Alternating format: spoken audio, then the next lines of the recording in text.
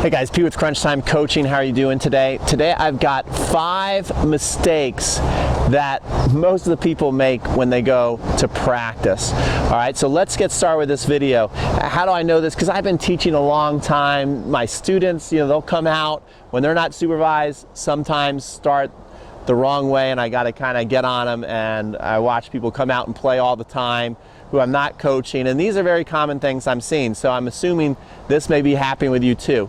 Number one, this is huge. You come out to practice and you're not properly warmed up. You should make sure you're warmed up. I like you to start in the short court, or if you're going to move back, even start in the deep court. Make sure your feet are ready to go. If your feet are not alive and ready to go, you're not ready to start hitting a tennis ball. Again, most people, they come out and their feet are flat-footed, and they're rocking that thing. They're hitting the ball, lots of inconsistent rallies. You want to think, all right, when I step out and I hit my first ball, this is a mistake that people start to think. They're like, I'm going to find my rhythm. I'm going to find my consistency. You should start to have consistency from the very first ball you hit. Because what I want is that you're moving your feet about 100%. You got your split step. You're really, one of the biggest things I focus on when I'm starting is the timing of the split step. And then 50% power. That's a tip I actually got from Nick Saviano that I tell all my kids all the time, is 100% with the feet, 50% power. So thank you, Nick, for that. That's one crucial mistake people make when they go out and they practice. Number 2, this is huge. I love hitting cross courts, guys. I love just rocking the ball cross court. Let's do our down the lines. Let's work on our volleys. Let's hit our overheads. Let's hit our serve. Let's just feel good out there. A lot of fun. Love that for practice. Really good practice. I suggest you do it sometimes, this rhythm hitting. But along with that rhythm hitting is we've got to practice our serve. So many people will come out for an hour and a half and not practice a serve or a return. So these are 2 crucial mistakes people are making, especially the return. How many people really go out there and practice the return of serve? These are the 2 most important shots in the game, and I would say 80% of the time people go out and they just practice all the other stuff and never even get to really focus on the serve, really focus on your return of serve. 2 of the best drills you can do. All right, so make sure you're doing that. Don't make that crucial mistake.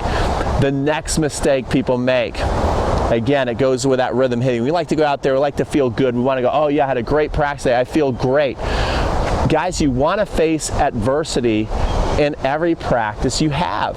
So when you're going out to play, you want to make sure you're practicing pressure. Even if you're by yourself, you can do a game where you're practicing your serve and you're like, okay, today I'm going to play a set against myself. I'm going to set some margins. I'm going to work on my slice serve. I've got to make 2 slice serves in a row in the targeted area to win a point. If I do that, I'm up 15 love. If I don't, I'm down 15 love. And play a set against yourself. You don't need to have somebody there with you. You can even go out alone and practice and still create jitters, still create tension and nervousness. Give yourself a punishment if you don't win the set, to where you've got to do, a bunch of jumping jacks or push-ups or sprints, whatever it is. It's going to put a little bit of fear into you that if you lose, you're not going to be happy with it, but you're willing to accept the consequences. Okay, so that is another tip that so many people make when they go out and practice. So I don't know if I'm on 4, 5, or 6. I'm just going to keep rolling. But the last 2 mistakes I see is people go out and practice, and especially when you're practicing your volleys, your net game, people get right up on the net. You see I'm right up on you right now, and it's easy to make these volleys. Now actually think, to improve your hand speed, that it's fine. I even see Federer a lot of times. He will practice really close to the net, and you got to be really, you got to have your hands out in front. You can't do much if you're going to practice close to the net. You're going to make a lot of volleys. But on the other hand, you're probably not going to get a bunch of volleys in a match right on top of the net. Most likely, on your way to the net, you might have to hit your first volley somewhere in between the midcourt and the service line. So I noticed when I went out to Palm Springs and watched the pros, that almost all the pros are practicing at the service line, at least at some point in their practice round. Let me move the camera around so you guys can see it and where you want to be standing.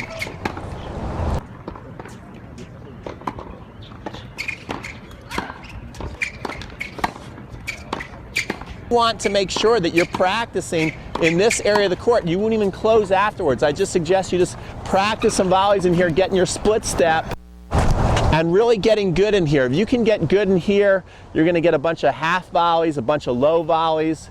You're going to have volleys that you have to put a little more sting on if they're floating. So you're going to get a lot of good practice in there. And then you can volley from there and then start to close after you get really, really good in there. And then your last tip that I see. Again, so many people will skip the overhead. People have a really tough time on the overhead, and maybe they'll take, 5 or 6 overheads. They don't really spend a lot of time on the overhead. At least make, if you can, one day a week to where you're going to be hitting overheads for a minimum of 7 to 10 minutes in a row, because I'm telling you, up to that 4 or 5 level, I barely see people consistently put overheads away. So if you can do that, you're going to have a huge advantage over your competition. I'm going to throw a bonus one in there too. This is a bonus tip. People don't work on their lob, right? Guys, no one can put an overhead away. So if you're out there playing doubles and you have a really good lob, guess what? You're going to win a lot of matches. Then people are going to walk up and go, I hate that person. They can't beat them. They're just a pusher.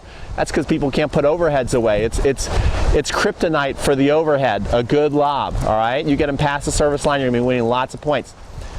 Okay, guys, so that was the don'ts of don't do that in practice. Now you know how to go out and do that.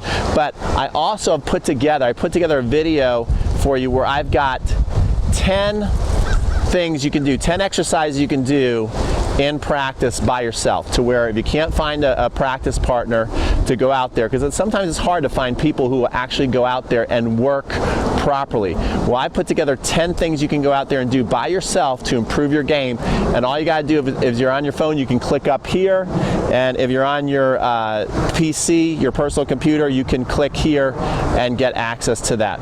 All right, there's a plane. I don't know if you guys hear it, so I'm going to turn off the video. Remember to like if you like this video, subscribe if you don't want to miss any of my future videos, and comment if you have a question or if you like this video or you just want to say, hey Pete, what's up? All right, that's it. This is Pete from Crunch Time Coaching signing off. Have a good day. Good luck with your tennis.